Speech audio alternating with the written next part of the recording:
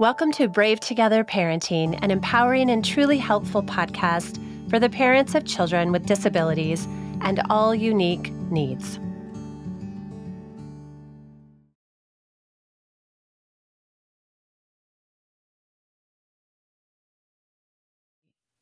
Oh, wow. This is what's going on with me right now. Like, yes, I have an unmet need, or I'm just exhausted and I just want validation, or whatever it is. And maybe you can't even identify what you need and why you're feeling bitter because you're not getting what you need from the other person. But I think just noticing is probably the first step towards not just carrying it and stuffing down that bitterness or resentment for not getting what you need, hearing what you need.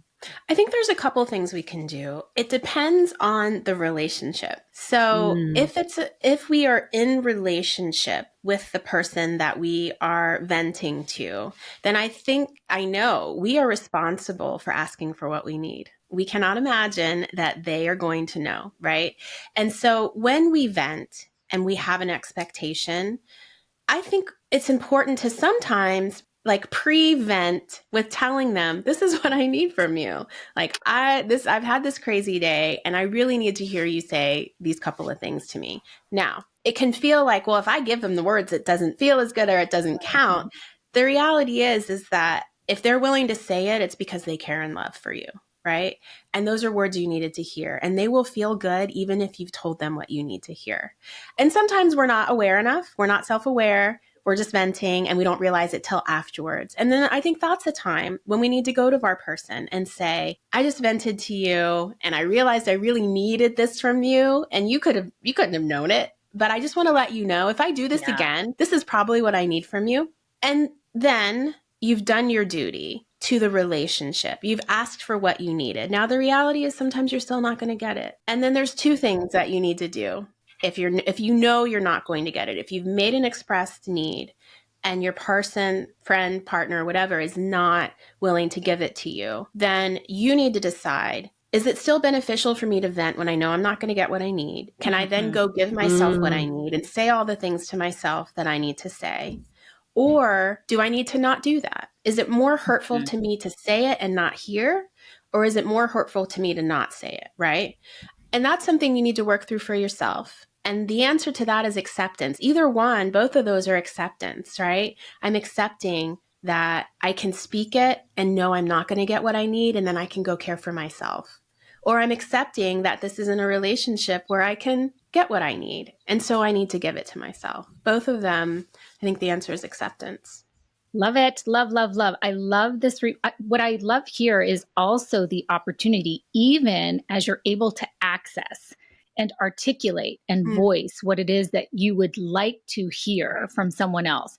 How powerful is that? Yeah. Right? That is just an understanding and a knowing that this is actually what I need. So to be able to speak that to someone else and say, it would really be nice for you to, articulate back to me that you see me and you can understand how challenging and how hard it is. And I see you being an amazing mother to, your daughter, whatever it is. So I love this because even if we're not getting something back, we are actually being able to reach in and understand, okay, what would feel really good right now in this moment. It's great. We're caring for ourselves. Yeah.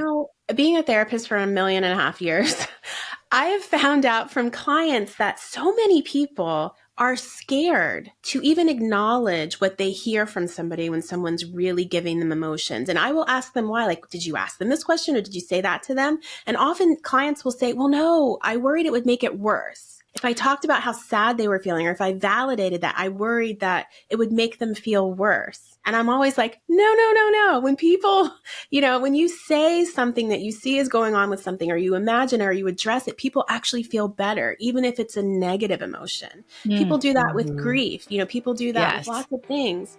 And so sometimes it's just that people don't know, or they're scared to say the thing. And so we need to tell them.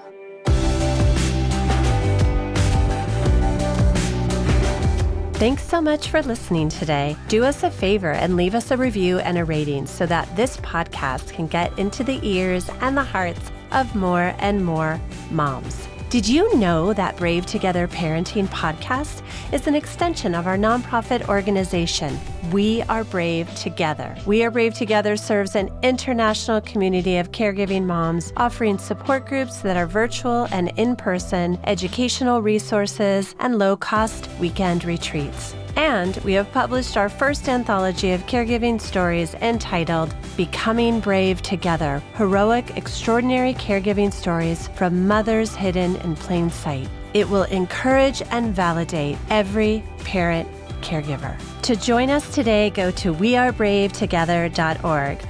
Our support and sisterhood awaits you.